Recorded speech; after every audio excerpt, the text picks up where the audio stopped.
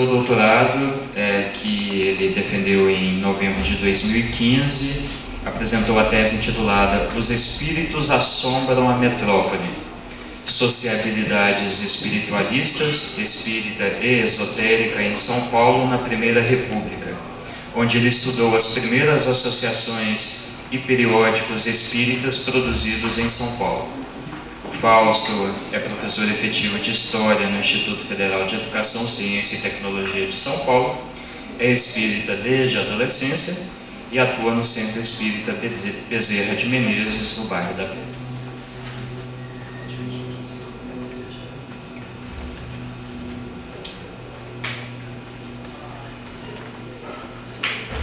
Bom dia a todos. Eu quero inicialmente agradecer a oportunidade de estar aqui hoje conversando com vocês, né? Quero dizer que a minha apresentação hoje ela se refere a parte das considerações que eu analisei na minha tese de doutorado, né? Minha tese de doutorado, na verdade, faz o estudo das primeiras sociedades espíritas e esotéricas que foram constituídas entre o final do século XIX e o começo do século XX na cidade de São Paulo, né? E eu estudo as primeiras sociedades espíritas, eu estudo os primeiros periódicos que foram produzidos e os principais intelectuais espíritas e espiritualistas da época, como o Batuíra, Anália Franco, o Francisco Bastos, o Caibara Schutter e tantos outros. Como não era possível, pelo tempo que a gente tem, né, que a gente dispõe, apresentar a tese na sua integralidade, eu resolvi então fazer um recorte e apresentar um dos intelectuais que eu considero foram fundamentais, talvez o principal agente espírita nesse período, né, o Batuíra, e conversar com vocês hoje um pouquinho a respeito das ideias dele e da participação dele no espaço público paulista, né. Gostaria de deixar aqui também registrado, aqui inicialmente, que durante a minha pesquisa foi fundamental o acervo do CCDPE, né? E a documentação espírita, grande parte dela se perdeu, né? Periódicos espíritas a gente encontra com muita dificuldade, alguns arquivos, como o Arquivo do Estado, como a Biblioteca Nacional, mas o local onde eu encontrei um acervo muito completo, um acervo basicamente com 70% dos periódicos que eu pesquisei, não foi o acervo do CCDPE, que eu acho que muitos de vocês conhecem aqui então, né? Então eu quero deixar registrado aqui meu agradecimento ao Pedro, né, que no ano de 2010 o acervo nem estava constituído ainda, ele permitiu, né, a minha pesquisa, as pessoas que me acolheram lá, a Regina, o Paulo, que me auxiliaram bastante, o Felipe. Então aquele acervo é muito rico em termos de uma memória espírita, né? Tem muitos periódicos espíritas, fruto do trabalho do Eduardo Carvalho Monteiro ao longo da sua vida, né? Muitos periódicos, não só de São Paulo, mas ele coletou periódicos de outros estados brasileiros, de outros países, né? E ali com certeza tem um manancial muito grande de pesquisa para futuros pesquisadores, não é? E ali pode botar muitos trabalhos, muitas dissertações, muitas teses de doutorado. Então, nesse sentido, queria deixar, Pedro, aqui registrado meu agradecimento aqui, então. Bom, falar um pouquinho sobre o Batuíra, iniciar aqui com alguns traços biográficos, né, se, obviamente, eu conseguir mudar aqui.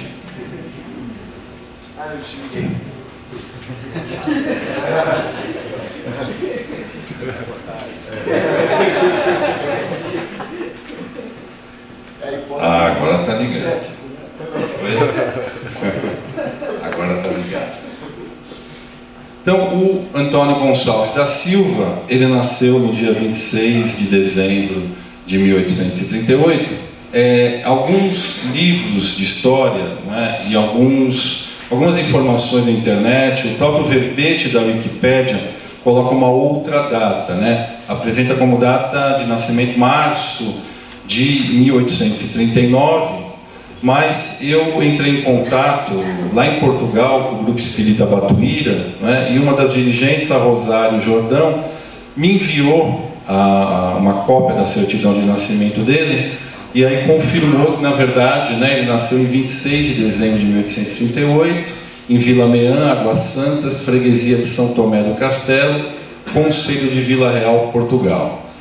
Ele, em 3 de janeiro de 1850, né, ele vem aqui para o Brasil, desembarca inicialmente no Rio de Janeiro, depois ele vai para Campinas, né, e 3 anos depois ele então chega aqui em São Paulo. Em São Paulo ele vai trabalhar em várias atividades, né? Inicialmente ele é entregador do jornal Correio Paulistano, né, até o ano de 1872. Justamente é nessa atividade que ele fica conhecido como Batuíra, não é?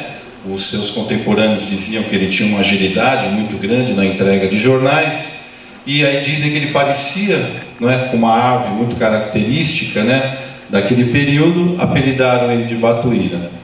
Além disso, ele foi tipógrafo, provavelmente aprendeu a profissão, né, nas tipografias do Correio Paulistano, foi presidente da Associação Tipográfica Paulistana de Socorros Mútuos, chegou a manipular charutos, foi fabricante de charutos, com isso ele amealhou, não é, uma considerável fortuna, daqui a pouco a gente vai falar sobre isso, né? Além disso, ele vendia saibro do Morro do Piolho, que daqui a pouco a gente mostra para vocês, e ele adquiriu uma série de terrenos, né, na região do Lavapés, a partir do qual ele construiu uma vila, e essa vila ficou conhecida como Rua Espírita. A Rua Espírita, ela só foi oficializada na década de 1910, mas já na planta da cidade de São Paulo, oficial em 1897, já aparece, não é, aqui o nome Rua Espírita, né? Aqui é a Rua do Lavapés, aqui é a Rua Espírita. Ele tinha um casarão aqui, comprou terrenos, abriu, edificou uma série de ruas aqui ao longo da Rua Espírita. Hoje, na Rua Espírita, ainda está lá uma das sedes, não é, da Instituição Cristã Beneficente Verdade e Luz. E edificou muitas casas populares que depois ele alugava, né, a preços baixos, né, para a população mais carente aí então. Aqui a gente tem uma foto, né, uma foto mais antiga, né, que a gente conseguiu encontrar, mas a gente não conseguiu identificar a data. Tem aqui uma foto da Rua Espírita, e ali atrás a gente vê o Morro do Piolho, onde o saibro, né, era retirado aí para venda. Além disso, o Batuíra, nos anos 1860, 1870, ele foi proprietário de um pequeno teatro em São Paulo, né, o chamado Teatro da Cruz Preta, ou Teatro do Batuíra, que ficava na Rua da Cruz Preta, que é a Rua Quintino Bocaiúva, ali no centro da cidade, né, como todos vocês conhecem. Isso aqui também é uma foto antiga, né, da mais antiga que a gente encontrou, da Rua da Cruz Preta, né. Esse teatro ele era muito frequentado pelos acadêmicos da Faculdade de Direito, né? Nesse período, até meados do século XIX, basicamente a cidade de São Paulo, né, era conhecida como um burgo de estudantes, né? Não era uma cidade muito urbanizada, não era uma cidade grande. Basicamente a vida cultural se dava a partir da academia de Direito, né? Os estudantes que frequentavam bastante aqui o teatro do Batuíra, e ele estabeleceu redes de relacionamento com esses estudantes, e esses estudantes gostavam tanto dele que produziram até versos, né? Eu acho que é conhecido por alguns até que já leram a biografia do Batuíra, né?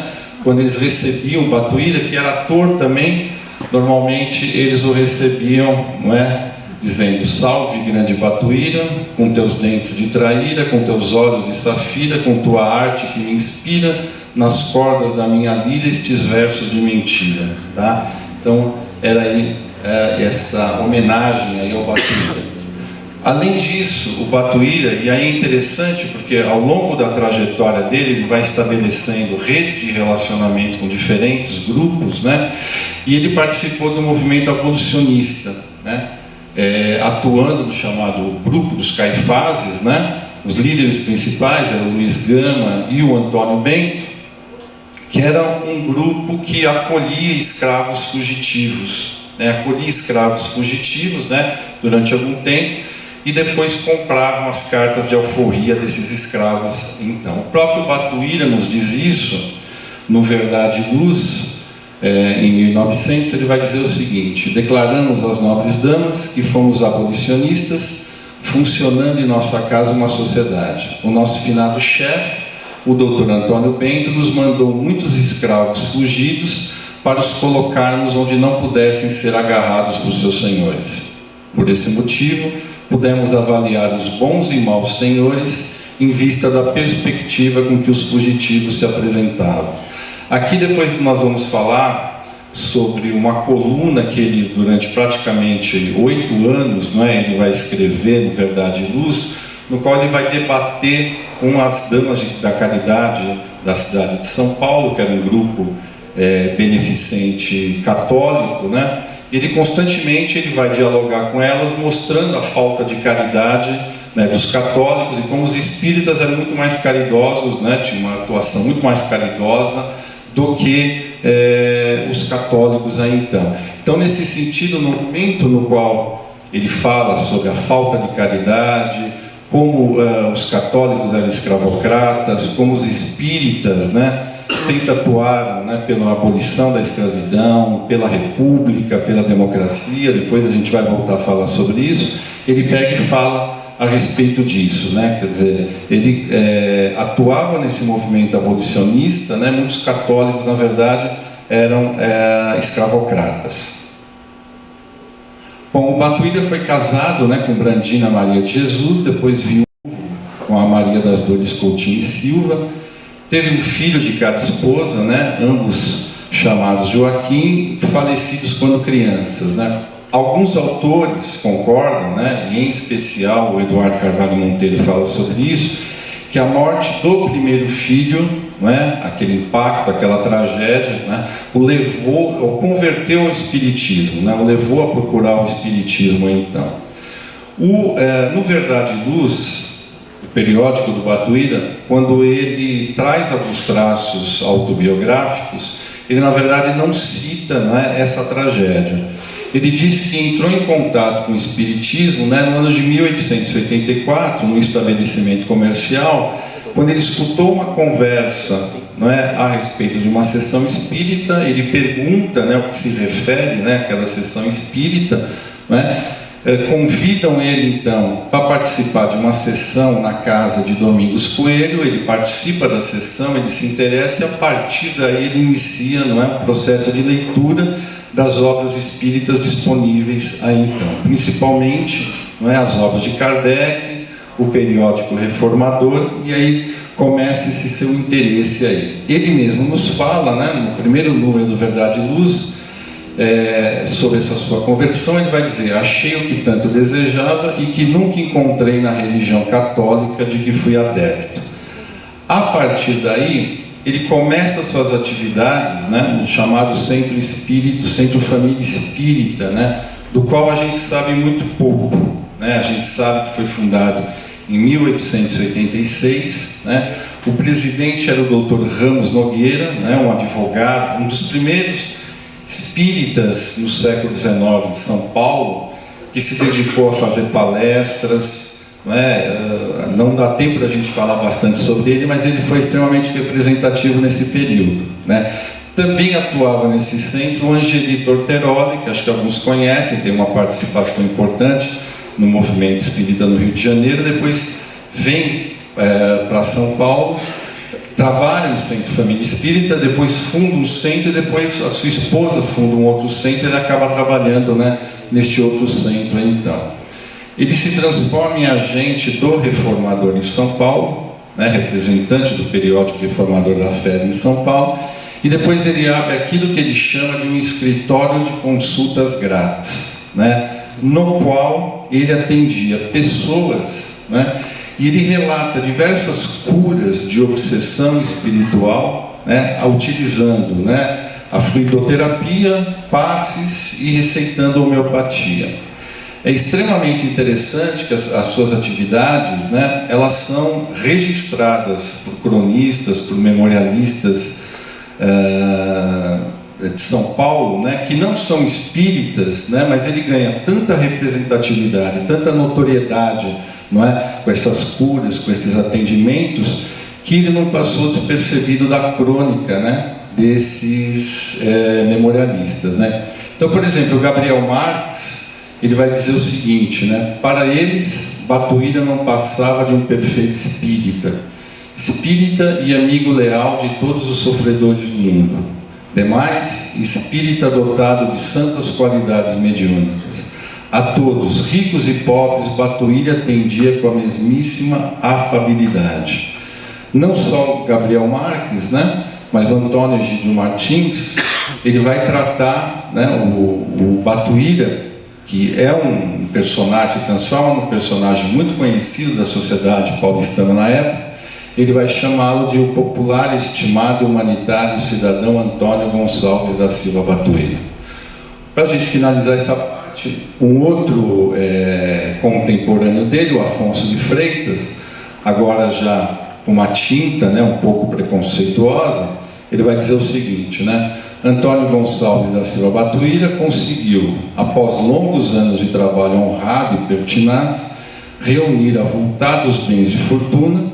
Era um espírito crédulo e bom, porém mal orientado. E os 17 anos de jornalismo sectarista absorveu-lhe toda a fortuna com tanto labor acumulado, vindo ele a falecer a 21 de janeiro de 1909 nas vizinhanças da miséria a então.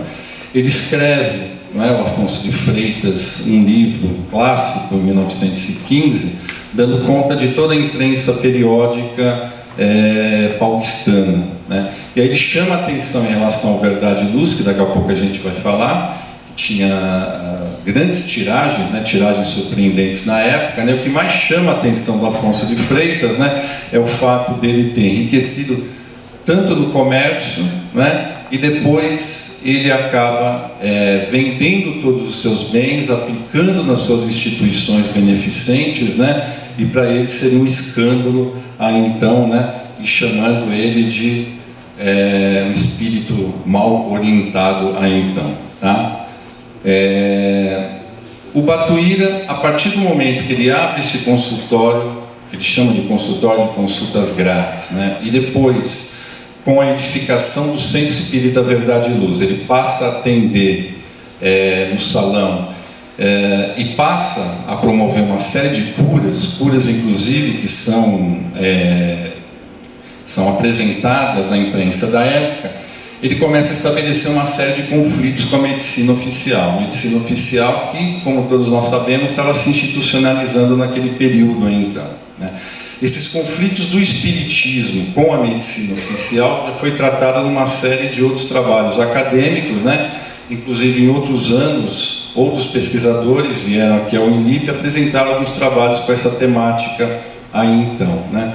Obviamente que a FEB no Rio de Janeiro também sofreu bastante com isso, com o receituário mediúnico, não é? Com a doação de remédios homeopáticos. A medicina oficial acabou o quê? Perseguindo o saber médico, o saber jurídico, né? Entrou em conflito com o espiritismo, e assim como isso acontece na FEB, isso também vai acontecer também aqui com o Batuíra então. E em especial, né, de vários conflitos que se estabelece, eu selecionei um aqui, que é o famoso Dr. Franco da Rocha, que chega a escrever uma série de artigos, né, no Correio Paulistano, criticando as curas que eram operadas pelo Batuíra, não é? E inclusive as reclamações, né, do Franco da Rocha chegaram a levar inclusive a um inquérito policial. O Batuíra inclusive chegou a ser investigado então.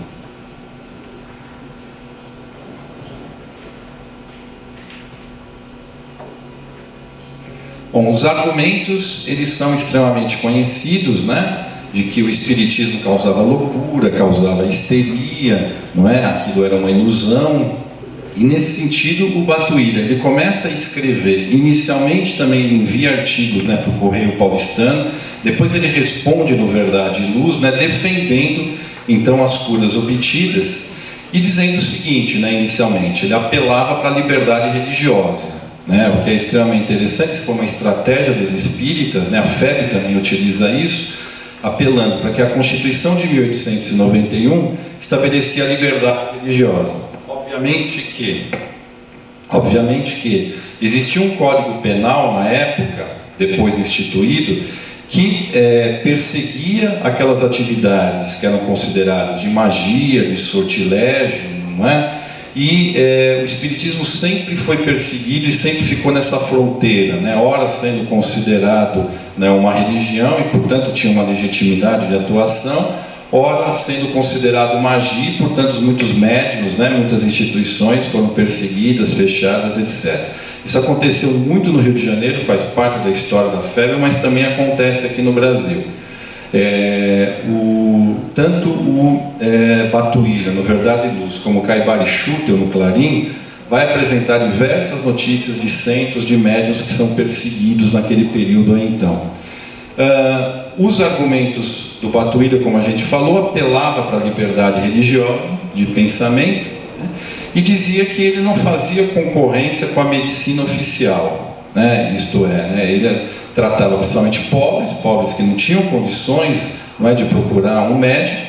Além disso, né, ele não fazia concorrência com a medicina alopática na medida em que ele utilizava a homeopatia e ele nada cobrava aí então. Este inquérito depois ele é arquivado, né?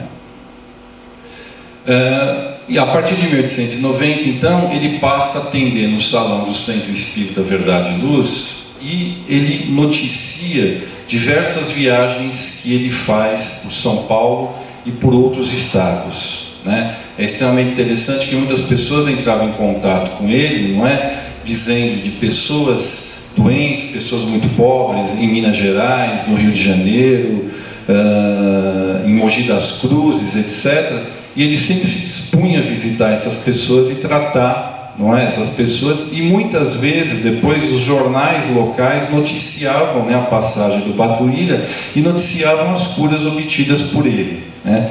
Aqui em especial é interessante, em 1902, o jornal Ipiranga de Mogi das Cruzes, né, não pertence à imprensa espírita, é um jornal diário, eles apresentam a passagem, né, falam sobre a passagem dele lá e fazem uma descrição interessante. Vamos dizer, no fundo destacava-se uma bela cabeça de patriarca cujas cãs e barbas brancas realçavam a lucidez de seu olhar bondoso. Sua linguagem, sem flores de retórica, parecia mais a de um pai no meio de sua família. Falou sobre a nova revelação, quer dizer, ele vai lá para operar algumas curas e ele faz uma conferência, né? Eles estão retratando essa conferência. Falou sobre a nova revelação, fez paralelos entre esta e o catolicismo, tratou das curas obtidas mediunicamente e fez algumas considerações sobre a caridade. O tema não pôde desenvolver completamente por se achar ainda doente, tá?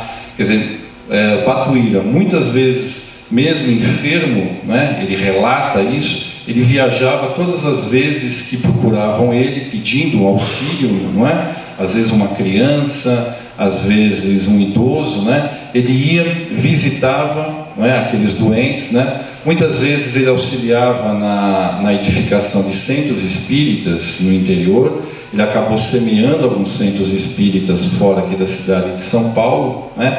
E isso foi registrado em alguns momentos. Bom, em abril de 1890, ele funda na Rua dos Lavapés, número 4, né, o Centro Espírita Verdade e Luz.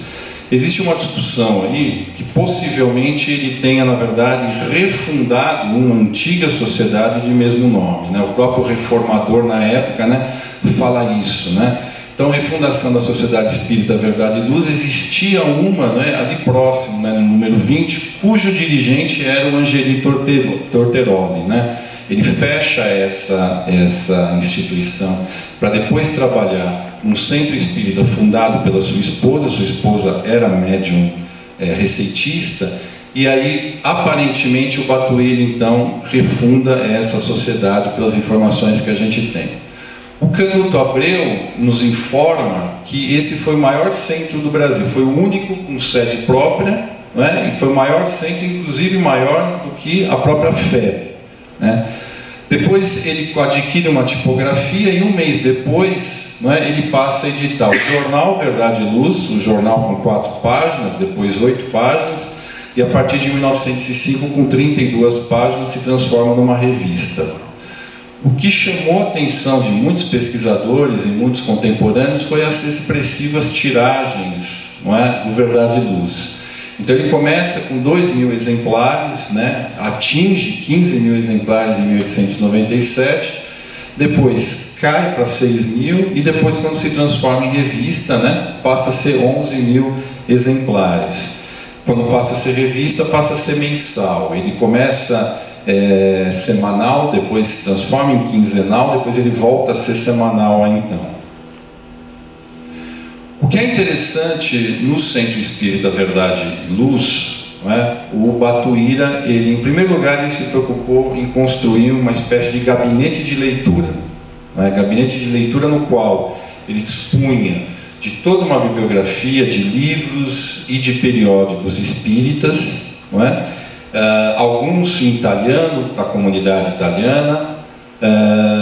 Ele depois coloca jornais diários, outros livros, né, livros de história, livros de ciência, não é? E abre um gabinete público para que qualquer pessoa pudesse ir lá então pesquisar e estudar com toda a liberdade. Faz conferências públicas, né? Abre o salão para conferências dos assuntos mais variados, né? Não apenas sobre espiritismo, né? Sobre assuntos políticos, sobre assuntos sociais, não é? Sobre vegetarianismo, né? Um tema que ele mesmo depois passou a ser vegetariano e passou a defender esse tipo de regime, e fazer sessões práticas mediúnicas, né? Num clima de livre pensamento, o Batuíra, ele aceitava pessoas de outras religiões, né? Apenas essas pessoas, né, os iniciantes não podiam participar das sessões práticas mediúnicas, mas podiam participar de todas as outras ações aí então, né? Então ele vai colocar no Verdade e Luz, né, todos os que tiverem simpatia pelo espiritismo podem ser admitidos a membro da sociedade, sem que lhes seja lícito desde logo fazer parte do grupo investigador. Portanto, só depois, não é, de alguns meses de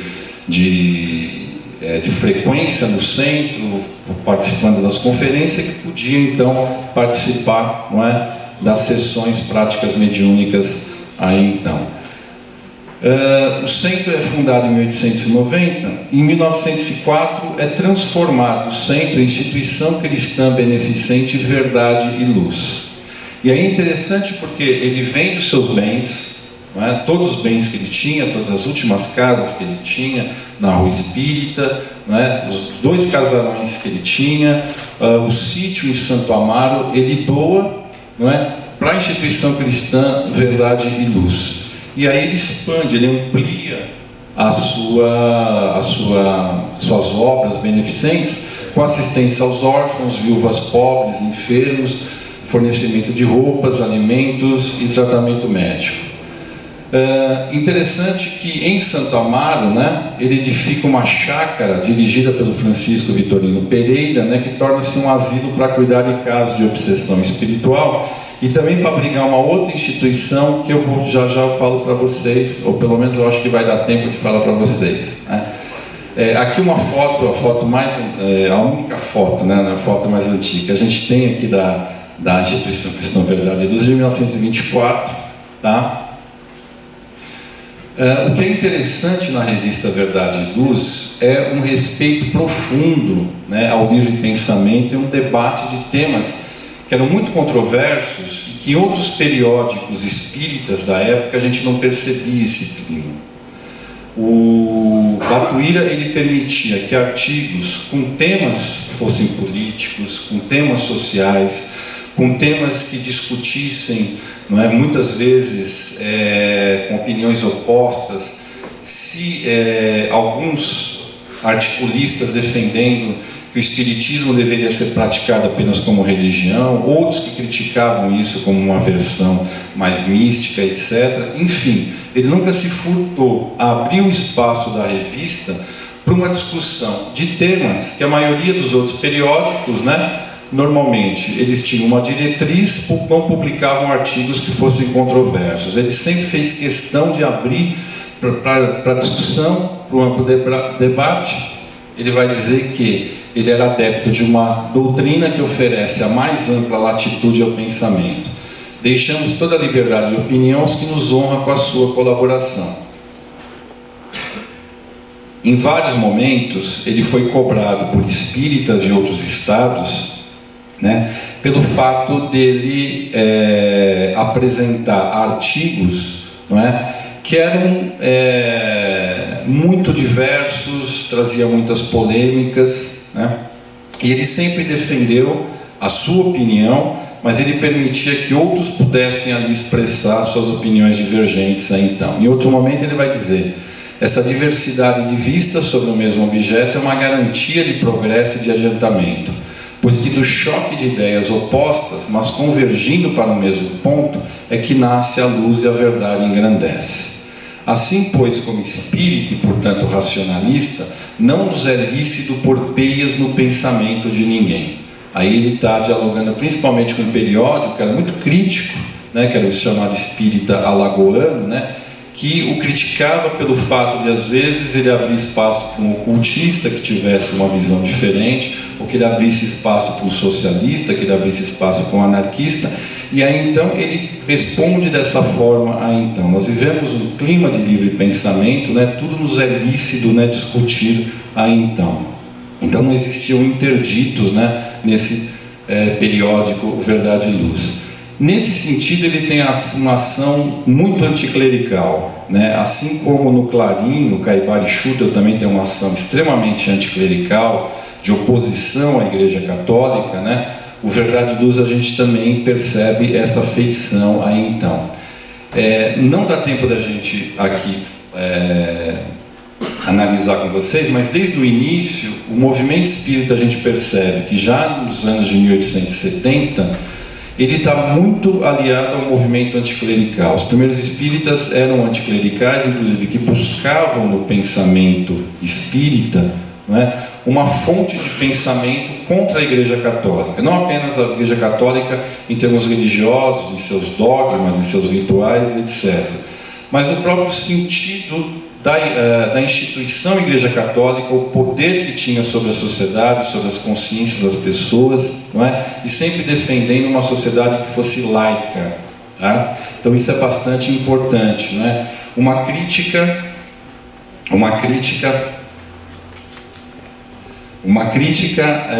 muito forte ao ultramontanismo, né? A Igreja Católica, ela, a partir de meados do século XIX, especialmente em São Paulo, não é?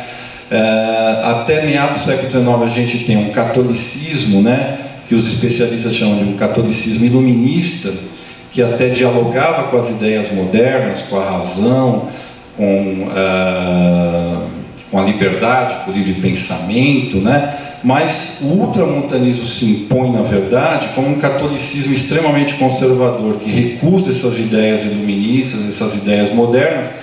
Isso até facilita a construção de uma rede de anticlericais, nos quais muitas vezes espíritas, protestantes, anarquistas, livres pensadores, não é, se unem contra esse poder da Igreja Católica, então, certo? Talvez um capítulo mais importante, né, seja a partir de 1898, ele tem uma série de discussões com o Monsenhor Camilo Passalacqua, né? O Camilo Passalacqua começa a escrever no Jornal Comércio de São Paulo artigos denominados Uma Sessão Espiritismo e Seus Males, né? Criticando o Espiritismo por todos esses argumentos que a gente já conhece. E inicialmente o Batuíra, ele dialoga com ele nas páginas do Comércio de São Paulo, mas dialoga num clima assim de muito respeito. O Batuíra se vê até magoado. Ele coloca que ele conhecia o Passalacqua, a família do Passalacqua era vizinha do seu teatro, eles estabeleceram uma amizade, né, e até estava surpreendido com o fato, né, do clérigo, né, intensificar suas críticas aí então. Primeiro ele escreve no Comércio de São Paulo, ele responde no Verdade e Luz, e aí é interessante que de 1900 a 1908 ele passa a publicar uma coluna extremamente interessante, né? O Eduardo Carvalho Monteiro, inclusive, publicou um livro, né, no qual ele faz um inventário de parte desses artigos, que são muito ricos. denominado Diversos Assuntos Oferecidos às Excelentíssimas Damas da Caridade da Diocese de São Paulo. É uma referência a um livro, né, que a gente não encontrou, que o Camilo Passalacqua escreve, endereçado às Damas de Caridade, que era um grupo beneficente católico que o próprio Batuíra, que o próprio Passalacqua havia fundado, né, falando para ela sobre o perigo do espiritismo então. E aí ele passa a discorrer, não é, em relação a esses argumentos, e é extremamente interessante a leitura. Aqui o tempo já está encerrado, não é? Mas a gente poderia falar bastante sobre isso, porque o conjunto desses artigos mostra um pouquinho a pedagogia do espiritismo, né? Como que ele vai explicando o que é ser espírita, ele vai construindo uma identidade em oposição a uma identidade religiosa católica, extremamente interessante. Ele vai dialogando com todos os princípios religiosos, ritualísticos, mas ele vai falar muito da falta de caridade dos católicos, como os católicos se afastam de princípios caritativos. Ele fala como os católicos são fanatizados. Ele dá diversos capítulos, né? Ele conta, por exemplo, de um jornal chamado Luz da Aparecida, que dizia para as pessoas que se elas quisessem ser curadas dos seus males, elas deveriam adquirir uma assinatura daquele jornal então ele vai pensando esses exemplos, ele vai fazendo críticas e sempre, né, mostrando, né, como os católicos estão longe do verdadeiro cristianismo então. Além disso, existe uma preocupação muito grande no Verdade e Luz, uma inquietação, né, com as chamadas desigualdades sociais. Isso é um tema que começa em 1897 e cada vez fica mais presente ao longo dos anos então, né? Para o Batuíra, o espiritismo, como ele tem uma função universalista, com certeza tem que dialogar com todas as esferas da realidade, não apenas a dimensão religiosa, mas a política, que ele vai discutir várias vezes, a social, etc., né? Ele vai, em certo momento, dizer que também é preocupação espírita, né, abolir o pauperismo, desterrar a guerra, estabelecer a equidade na distribuição das riquezas e em todas as relações sociais, regenerar pelo trabalho e pelo ensino, procurar o desenvolvimento físico, afetivo e intelectual das multidões, estender-se à humanidade inteira aí. Ele tem algumas ações também, a gente vai falar aqui rapidamente. Ele, em 1891, ele edita um jornal chamado O Operário, do qual a gente conseguiu encontrar só duas edições, né? É editado por grupos de socialistas, né? O Batuíra e o Adolfo Freitas editam, é a Tipografia Espírita quem edita, e o Batuíra, ele escreve nesse periódico O Operário, tá? Nos dois únicos jornais que a gente encontrou, o tema, na verdade, é um tema anticlerical, né? E aí ele coloca o desejo de ser útil e trabalhar pelo melhoramento da condição de classe operária. Esse esforço em se aproximar da chamada classe operária, ou do proletariado, como ele dizia, não é, fez com que ele fundasse, juntamente com outras pessoas, não é, o chamado Salão Fim de Século. O Salão de Fim de Século ficava ali próximo, provavelmente num prédio do Batuíra, e ele vai dizer o seguinte, né, que este espaçoso botequim foi feito especialmente para o proletariado ter um ponto de reunião onde os que não possam comprar jornais aí se encontrem para se instruírem. Era muito parecido com o Verdade e Luz, né, que o Centro Espírita Verdade e Luz, mas obviamente que não tinham a feição espírita, era uma instituição laica, onde se tinha também um gabinete de leitura, onde se promovia conferências, não é, com assuntos variados, com assuntos diversos, né, e além de também ter serviços assistenciais aí então. Não dá tempo da gente falar aqui. O Batuíra depois, ele, em 1904, com a fundação da instituição cristã, ele propõe a criação de um familistério. Ele fala isso em algumas oportunidades, né? Ele vai dizer que além de receber órfãos e viúvas pobres e lhes proporcionar educação e cuidados, está a prioridade organizar um familistério. Novamente, depois ele diz: promover aos poucos a organização de um familistério, procurando fazer aplicações práticas das doutrinas sociológicas do espiritualismo, certo? Vocês, não sei se conhecem, né, a proposta do Familistério. O Familistério foi fundado, né, em 1859, a construção começou em 1859, funcionou até 1968. Ele foi fundado pelo Jean-Baptiste André Godin, né, que era um espírita. Tá? O Familistério foi baseado, né, no projeto dos chamados falancérios do Charles Fourier, mas Familistério por quê? A construção coletiva que visava abrigar trabalhadores, no caso, isso no falancério, no caso do Familistério, abrigaria só famílias de trabalhadores aí então.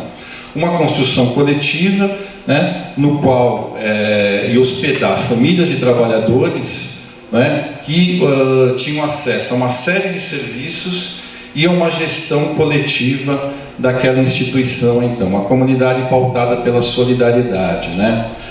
O Familistério de Godin, ele foi apoiado pelo Ley-Marie. Se vocês pegarem a revista Espírita, né, em vários e vários momentos, né, se faz uma proximidade, não é, dos espíritas. O Ley-Marie fala diversas vezes desse Familistério. O Familistério depois é citado em vários documentos, em vários congressos, acaba sendo incorporado como uma perspectiva social do Espiritismo, né? E o Batuíra tentou, né, a edificação de um Familistério em Santo Amaro. Ele parece desistir depois, e como era a característica dele, ele apresentava aos espíritos o projeto, né, esperava um apoio, uma discussão, mas ele percebe, não encontra uma ressonância muito grande por parte dos espíritas paulistas, né, e também ele começa a sofrer com problemas econômicos, né, muito grandes, e aí ele não chega a edificar esse Familistério, mas em vários e vários momentos depois, né, ele vai reforçar essa função social, né, do Espiritismo, né. Para a gente, enfim, então, terminar, né, eu queria dizer para vocês assim, que a trajetória do Batuíra é uma trajetória muito rica, né. Ele, justamente, o finalzinho do século XIX, começo do século XX, é um momento de uma efervescência cultural muito grande na cidade de São Paulo, né, onde as ideias elas proliferam, onde grupos de imigrantes, outros têm acesso a uma série de ideias, e o Batuíra sempre procurou dialogar com essas ideias, né? Quer dizer, o Batuíra ele vai dialogar com grupos muito diversos, ele vai dialogar com maçons, ele vai dialogar com socialistas, ele vai dialogar com livres pensadores, com outros grupos anticlericais aí então, né? Então ele vai estabelecer redes de sociabilidade muito variadas, e desde o ativismo social dele, né, no início, né, quando ele se relaciona com grupos de acadêmicos, quando ele se relaciona com abolicionistas aí então, né? Então seu pensamento é forjado por esse intenso ativismo, né, construindo uma visão de mundo que vai procurar unir o espiritismo e preocupações de cunho social então. Então é isso que a gente tem para falar para vocês. Tá? Obrigado.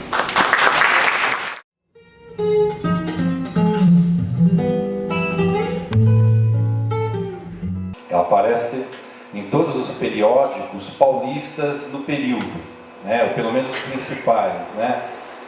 Aparece essa tensão também no Clarim, que é editado a partir de 1905, dos anos 1910, tem muitas polêmicas, né. Eles são espíritos que cultuam o livre pensamento, né. Aparece também nos periódicos que a gente também estudou, editados pelo Francisco Bastos e pela Nália Franco, o Nova Revelação, que vai de 1903 até provavelmente 1913, e o Natalício de Jesus, que vai de 1908, possivelmente também até 1913 também. Então isso aparece, né? No caso do Batuíra, né, frequentemente ele criticava sim aqueles espíritos que ele vai denominar também de místicos, né, e que se identificavam com uma visão mais religiosa do espiritismo. Ele sempre vai se colocar como religioso, né, a instituição dele, não é? Depois, a partir de 1904, ele é denominado de instituição cristã, não é? Então ele não avalia que a feição religiosa do espiritismo não seja fundamental, mas ele critica outros pequenos periódicos, né, que são fundados no Rio de Janeiro, ou centros espíritas em São Paulo, né, que deixam de lado os aspectos filosóficos e científicos do espiritismo e levam a cabo apenas o espiritismo como religião. Então isso ele de fato ele critica e muitas vezes, né? Aí nesse sentido, então são as mesmas querelas que acontecem, né, uma década anterior no movimento espírita do Rio de Janeiro, né? Também de uma certa forma elas se reproduzem aqui no movimento espírita paulista. O Batuíra ele chega a criticar em alguns momentos a FEB, a atuação da FEB, né? Chega a criticar o rustanguismo da FEB, né?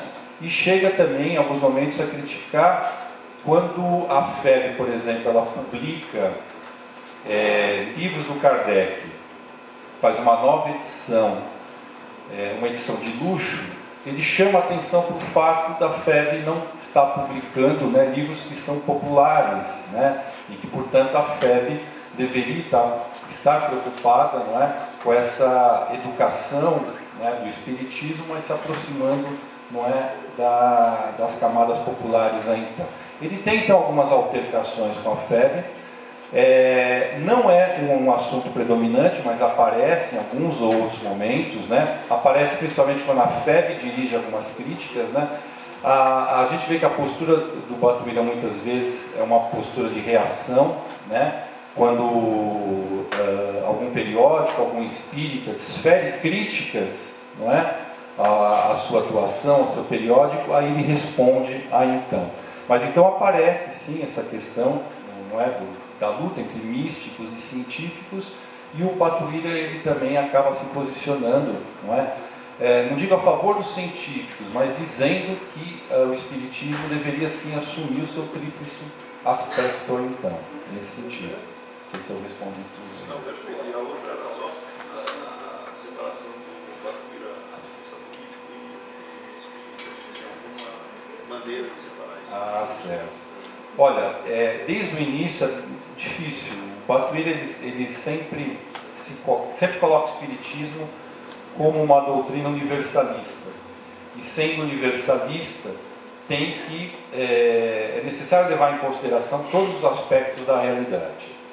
Então isso ele vai colocar, isso a gente também vê, a gente fez um recorte para falar só sobre o Batuíra, mas isso também aparece no Clarim. Isso também aparece no Natalício de Jesus, que eu falei para vocês, do Francisco Bastos da Anália Franco também, né? Esses espíritas, eles tinham um interesse muito grande em debater todas as questões que eram muito candentes naquele período aí, então. Então, a questão da república, a questão da democracia, da falta de democracia, a questão de uma laicidade muito frágil, que se desenvolvia no Brasil naquele momento, no qual a Igreja Católica ainda tinha uma influência muito grande, não é?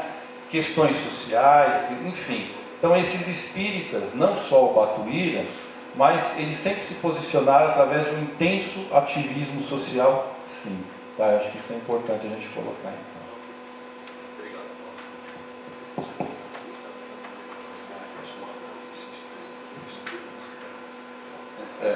Pode falar.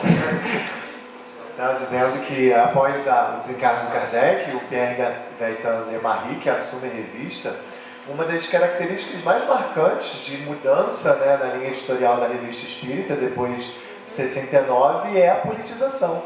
Né? O Pierre Gaëtan ele vai convidar pessoas para dar opinião política sobre a República, sobre a situação francesa, sobre a laicidade. Então, é um reflexo daquilo que estava acontecendo também na França. Né?